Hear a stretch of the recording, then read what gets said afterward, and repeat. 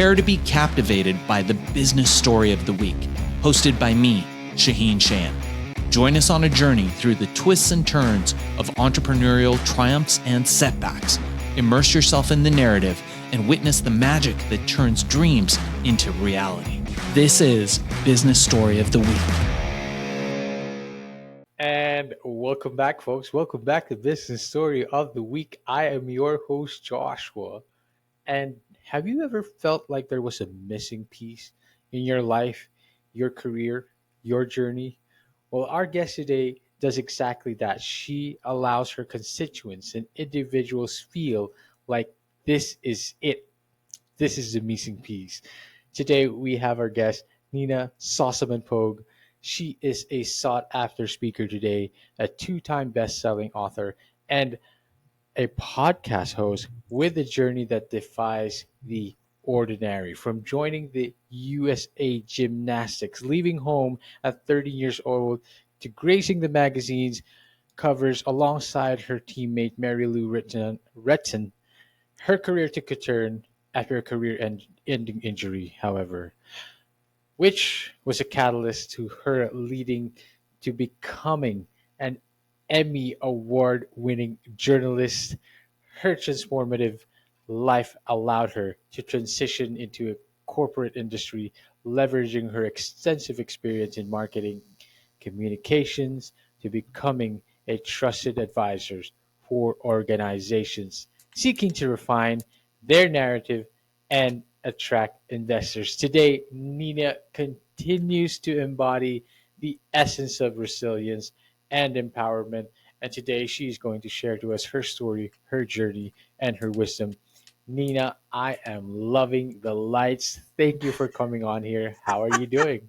I'm doing great, and I have no idea why this light keeps changing colors, but thank you for that introduction. One thing, I left home at 13, not at 30, so I'll make that one quick Oh, correction. I'm sorry. Yes, I must have mispronounced that. that's okay. 13, yes. 13, yeah. I hope I've left home by 30, just for the record. But no, I have a new lighting in the studio, and it was a little wonky there, so I don't know what was going on. It looks great now. I mean, yeah, Thanks. it was getting a little wonky with the different colors. It was Yeah. nice, but this is a perfect transition, like you said. I mispronounced that. You left the home at 13 years Yes. old. You left it to be a to go to USA Gymnastics team. What a story! Talk to us about that. And have you always known you wanted to go into gymnastics? But more than that, why did you say that you wish you left home when you were 30 instead? No, I said I hope that everyone has left home by the time they're 30. Like I have grown children. Okay. I would wish they were out of the house by the time they were Oh my 30. goodness. Oh no. But Okay. I did. I left home at 13 to train. I'd always, loved being an athlete when I was young. I started when I Hmm. was about 4 or Hmm. 5. I don't know if you love being an athlete when you're 4 or 5, but I fell in love with the sport. And Hmm. gymnastics was just a big part of my life growing up. And so part of why that's important to the resilience journey is I did gymnastics was my whole life. If you think from Hmm. about age 4 till about 19 when I had a career ending injury. But in the midst of Oh, there, I made the US team and then I didn't make the Olympic team. I actually fell right. in a qualifying meet for the Olympic trials. So I didn't Oh. even get to the trials after a year before that being so high up in the rankings. So just a Hmm. devastating loss. But Oh. then I, regrouped, went to college, competed gymnastics in college, and then blew out my Hmm. knee. And once Oh again, had no. to regroup and figure out something. Then I became a journalist. That went well for a while. And then I went through I got older and they hired someone younger and blonder. And then I had to regroup there. So my story of regrouping is what, my history of that in my own lifetime is what was the impetus for starting all of my research on resilience, why some people can regroup and go on and find success and other people just get stuck. Yeah.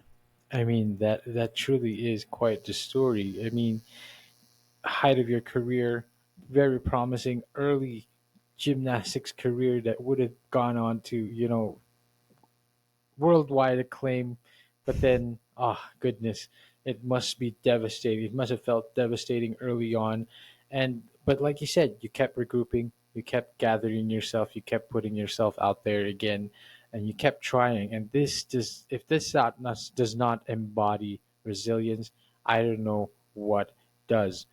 But Nina, as someone who's experienced all these shifts in career or this massive, changes in the path of your life from an athlete to a journalist to now a corporate leader, how do you feel you've navigated and embraced these changes? And what advice would you give right now for individuals looking to reinvent themselves professionally? Yeah, I do a lot of both personal mentoring. I don't have a coaching program, but I mentor a lot of young people and people later in their careers, even in their 50s, on how to regroup and evaluate and move forward. And also, I speak on resilience and change, and I have 4 steps that I talk about. But one of the most important ones, when it comes to what am I going to do next, is accepting where things were in the past. You can't, there's this magic moment. If you're living in the past, that's where depression lives. I wish I had. I wish I'd have done a different career. I wish I was born into a different family. I wish I'd have married another guy. Whatever the thing is you wish. So that wishing from before, that's where depression lives. If you look at a Right. timeline, and then there's the always worrying about the future. What if this happens? Maybe everything's ruined. That kind of future thinking. That's where anxiety lives. So I really talk about people like in the right now. Let's look at what we have to work with. What There you what go. what exactly can we take action on? What can we take some action on and move forward with? And that may be evaluating what your skill sets are, evaluating what you like about your job you have right now, and what you don't like, so you make sure you're not going in that direction again. Of course.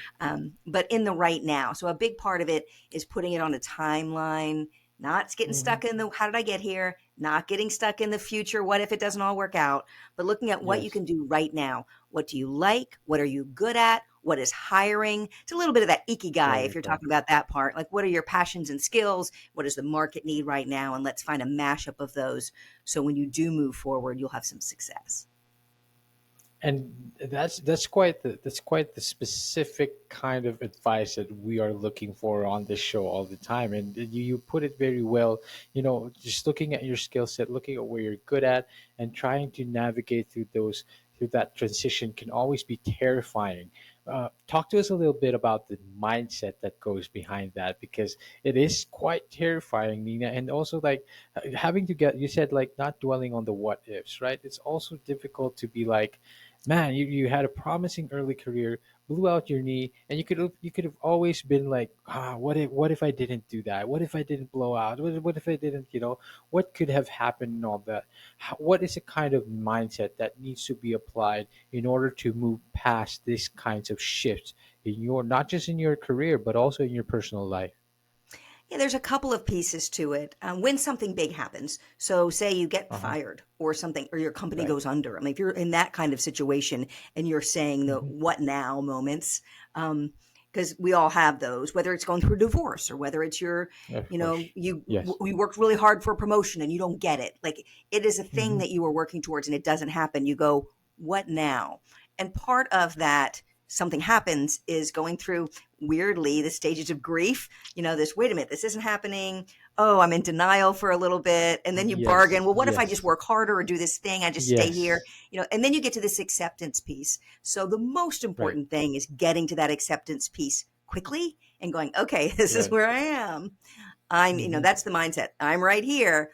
I need to move forward and make some changes. And one of the most important things you can do when you're in that space is not try to go it alone.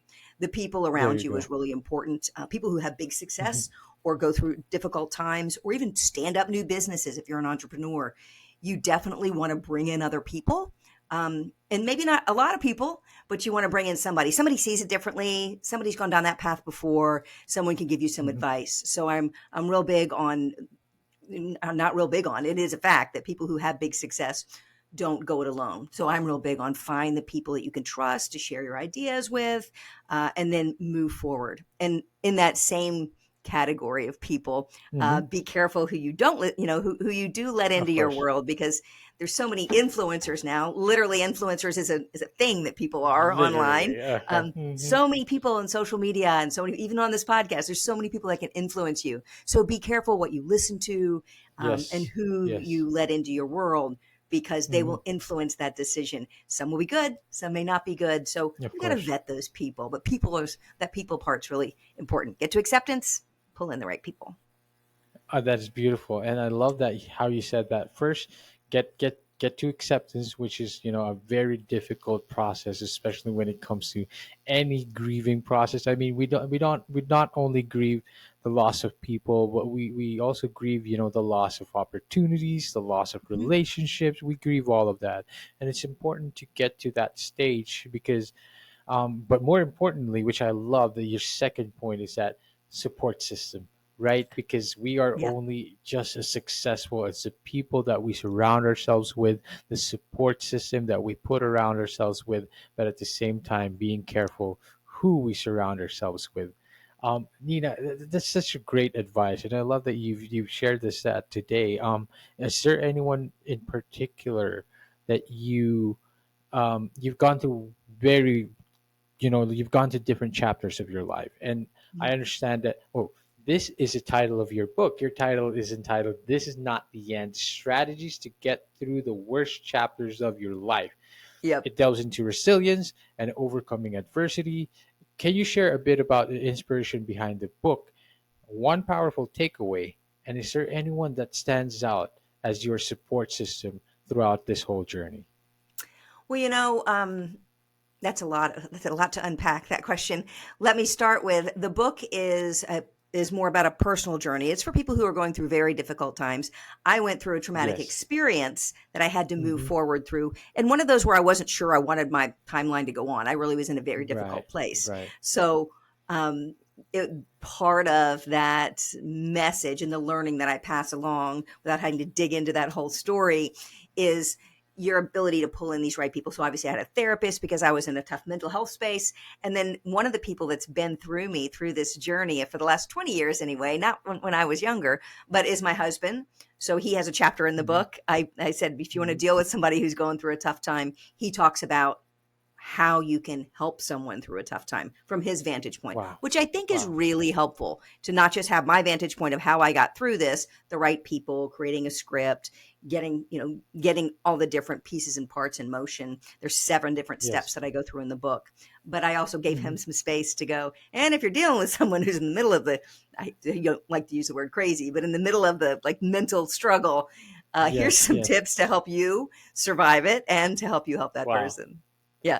Wow. I mean, what a story of that. Like, first of all, like, I love how you said, again, it embodies your resilience and it embodies your toughness because guiding people through their own struggles while you are struggling, that is the kind of strength that is just, it's difficult, right? It's quite rare, but at the same time, it shows the kind of character that people are able to do that and guiding through that kind of like you said, craziness, in your Yeah. life and your internal and all that. And you said that your husband stood out as one of your support systems throughout all of this. Can you share to us a little bit more about Yeah. that journey?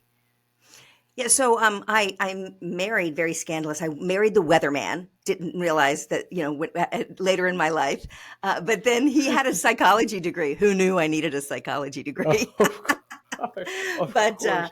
it was very helpful to have someone who could be there for me, protect me when I went through something. I was on television. I was a news anchor for 20 years, so Hmm. I was on Hmm. television. So there was a lot of press around me and Hmm. news trucks on my lawn and people talking about me in the Hmm. paper and Hmm. people saying things. Hmm. So he was really good at protecting me. And I think sometimes Wow. all since so much now, I was very much a public figure back then, but with Right, right. TikTok and Instagram and Facebook, we're all public figures now. We don't get to keep our pain to ourselves. It gets out there. Of course. So finding Yes, people who yes. can keep you from that was a Wow. big piece of the journey that he was really protective of. He still continues Wow. to, because now I'm still a Wow. public figure. And when people, Yeah. I'm not everybody's cup of tea. That's fine.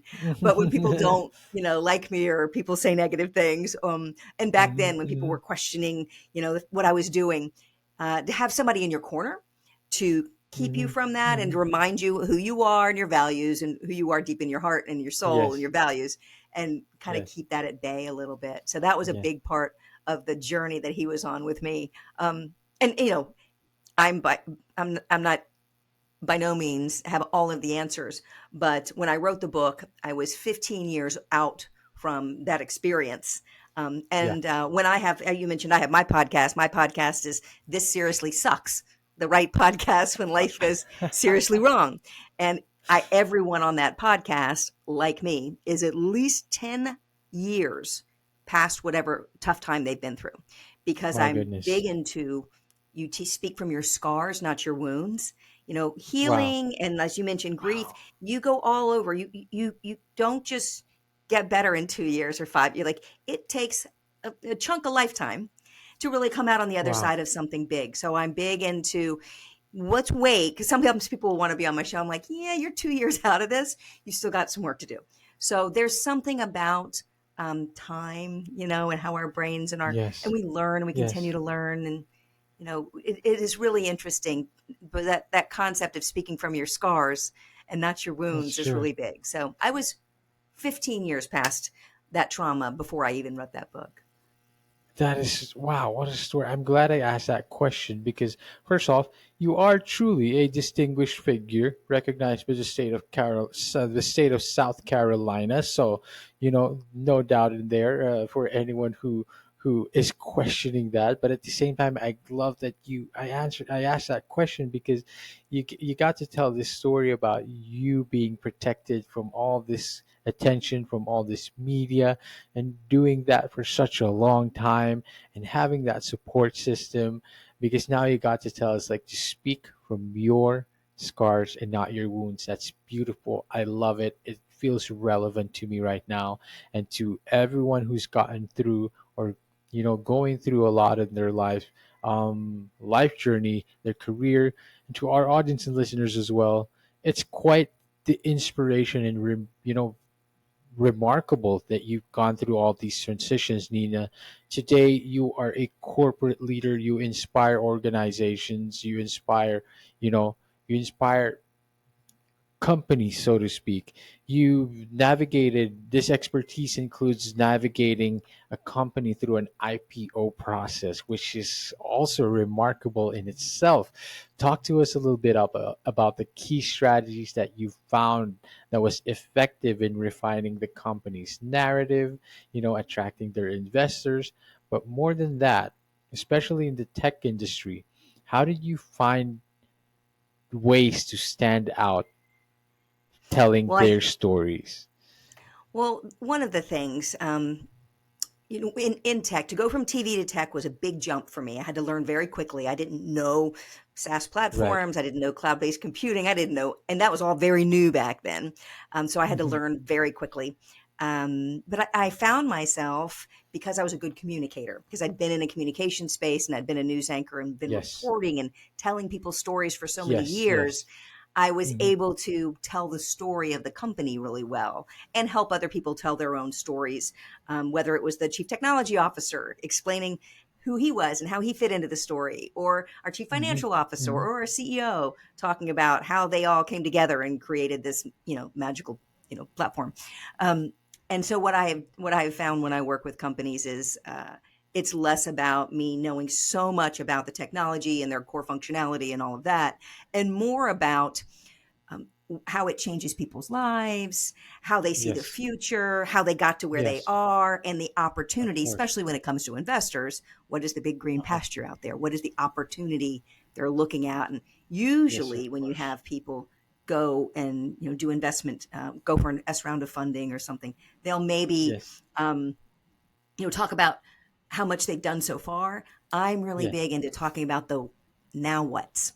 Like, we've got Yes. 3% of the market. Imagine if we got like imagine the Hmm. future. So that using the Hmm. language that is, a green pasture and imagine the future and where this could go, and building the opportunity into the language is something that a lot of people who are in the weeds themselves, building companies and Hmm. entrepreneurs, may Hmm. not see, because they want to justify Hmm. how they got there, which is great. And you do need some of that. But to get them out of their own heads and go, let's just paint the picture of how this could be if everything worked out, how magical that could be. Hmm. It Hmm. really sets a different stage. So I did a lot of Right. work in that space, and I stood out, I think, um, because one, I was a little fearless. I didn't pretend that I knew everything. I think Right. something about being on TV and doing 3 shows a day and being like pseudo famous, big fish, little pond, Uh-huh. made me not care. I didn't care as much Uh-huh. that I had to Uh-huh. be fancy and everybody had to like me, or I had to be Mhm. front and center. I was fine taking a Uh-huh. back seat. I'd already done that. And Mhm. so I Mhm. had the ability to stand out by asking questions and not pretending that I knew everything, and really listening and Yes. communicating that answer back in a way that was different from maybe the people who knew it so well. And it gave me an edge Right. there. And I became Right. this person that sort of helped everybody through the tough times because I'd been through a lot of Yeah. tough times. And that Yes. was a role that I enjoyed helping. Yeah, and I love that because it speaks a lot again about your the resilience that you embody, but because of the stories that back you up, that in this new environment, in this new tech industry, that even gives you strength as well when it comes to like a new environment, facing all these new corporate leaders, gave you that confidence, but also giving that the same confidence to tell their own stories in their own way so they could refine their narratives, which is exactly what you do with these companies in these organizations. I love that. I love that, Nina. You're now a sought after speaker. You continuously, talk to corporate leaders again, trying to refine their narrative, crafting messages that inspire and empower. How do you approach this new venture now in your career, in your life? And how do you say, what is the future aspirations of Nina Sossamon-Pogue, both personally and professionally? How does the future look like for you? Well, you get to a point in your life, and you are a young man, so you haven't gotten there yet.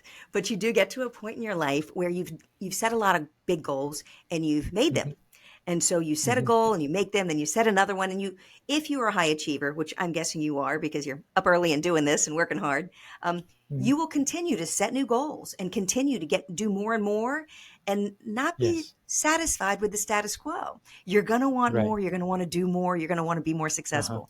And those of us like you and like me, and probably your listeners who are high Uh-huh. achievers, get in the constant churn. So for Right. me, you get to a certain age and I've done a lot of things that I already want to do. So this Uh-huh. speaking and being out there and sharing, I feel like I've had my success. I'm really invested in other people's success right now. I have, 3 grown Right. children. Obviously, I'm invested in their Beautiful. success. They're all off adulting and doing amazing things. I'm super proud of them. I could go on for Wow. another full podcast on how fabulous my children are, uh, but no one wants to hear that.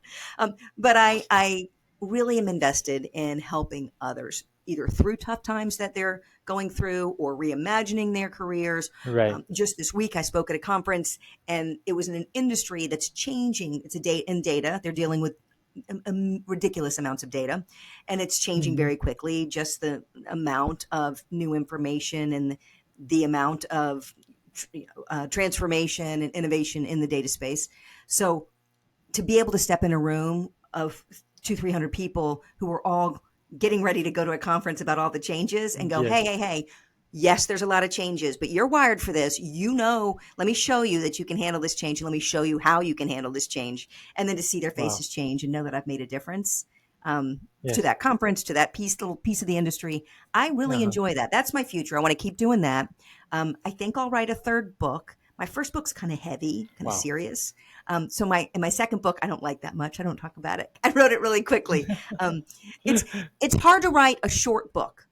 It's really Right. easy just to. I wrote in the second book. I didn't have the discipline to do the research and keep it tight.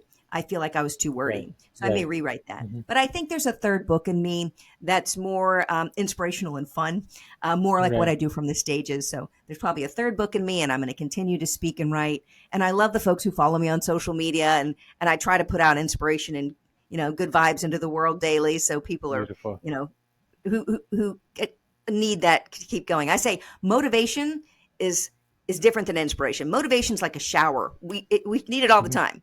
It goes away quickly. Hmm. But Hmm. inspiration Hmm. is what I do in that big room when I Wow. plant that seed, or if I'm doing here, hopefully planting a seed and going, oh, you could look at Wow. this differently. Yeah.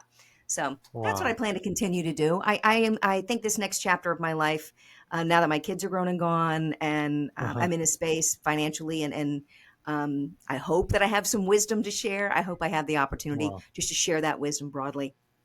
Wow. And Nina, it's not only wisdom that you're sharing that enthusiasm, that natural, enthusiasm for life that is naturally coming out, that is inspiring. Thanks. I love how you separated motivation and inspiration. I've never heard of that. I will bring that with me throughout my life. It is Good. wonderful. It's beautiful. I hope the audience and listeners feel the same, and that the value that they've carried, they will carry in the ones that you've shared today. On that third book, the first book is entitled "This Is Not the End." How about we name that third book "This Is It"?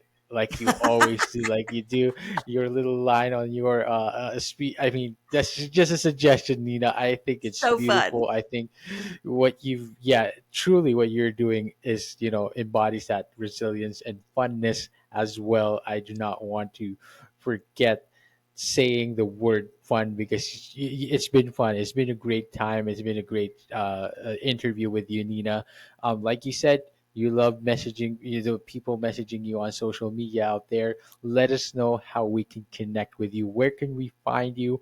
Where can we know the latest about Nina? And are you putting out that book soon? Let us know how we can stay updated.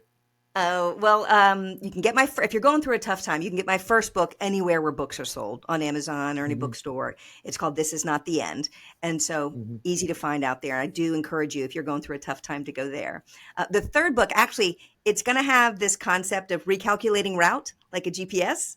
So the name of it's Wow. probably Okay. going to be Recalculating Route. And the goal is to Okay. get that out into the world in Q1 of 2025. So Wow. it's in the works, and it's going to be this It fun is take on, coming. 'cause when you're actually on a road trip and something says recalculate, and the GPS says recalculating route, Hmm. takes you somewhere Hmm. else. Hmm. It's kind of Hmm. nice to know that somebody knows where you are and where you're headed and redoes that for you. So this is the Yes, of concept course. of, what if we had a structure to do that? And I'm sharing my structure as that internal GPS to go, oh, I can recalculate my own route. I'm not lost, and I'm going to get there. It's all going to be okay. So that's the concept behind it. It's very fun. Has some fun stories in it. Um, All right. People can follow Fantastic. me. Thanks. Please. Thanks. It's a cool concept. And plus, I get to use a Yes, lot it of is. travel language, and it just Yes. got kind of silly fun. And I had my ways, ways, you can have different Yes. voices. So I went off on a Uh-huh. tangent on, like, I want my little Yeah. British accent on my ways guy. Anyway, it's a little silly, but that will be coming into the world hopefully Q1 of 2025. Yes. You can follow me on Instagram on Nina Speaks, and there are Okay. several really great speakers named Nina. So mine is split up a little bit. It's Nina.sp, as in Sossamon-Pogue, Nina.sp underscore EAKS. So it's Nina Speaks, but Nina.sp underscore EAKS, which is a horrible way to do it. We thought it was clever at the time, but trying to find it is bad. But anyway, so that's where you can find me. We thought we were really clever when we put it together. I'm like, how do I say that quickly on a podcast? That super sucks, but oh well. There you go. You We're got going it. to make sure we put that on there for our audience and listeners and our readers. Make sure that they find you as well. I am Yep. following you right now, Nina.sp. Oh, no. Wait. SP, you got it. Nina Underscore. Yeah, underscore sp dot eaks. All right, I've yeah. give you a new follow. I'm inviting all our audience and Thanks. listeners out there the same to do the same, and check out everything else. Check out that Thanks. book by Nina, and it's been a great time you sharing your story with us today, Nina. I hope you had a blasting time, blast as well. And is there anything you would like to share to the audience, the listeners, one last time? Joshua, so nice to meet you. Thank you for having me on. You are a pleasure to chat with. I guess a final thought is, and I share this all the time, it's okay to not be okay, but it's not okay to stay that way. And Wow. if I can leave a thought with somebody, if you're struggling or if you're starting a new business, you're in the middle of something, it's okay to not be okay, but it's not Hmm. okay to stay that way.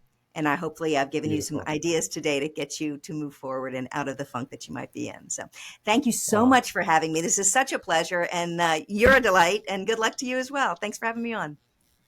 Fantastic. And to all our audience and listeners out there, we hope you found this as much of a delight as we both did. See you on the next one. Bye bye, folks. All right, so here's the thing. We try to get a little bit better every day, but we can't do it without you. So if you like the video, make sure to like and subscribe below. And if you have any comments, just leave them in the space under.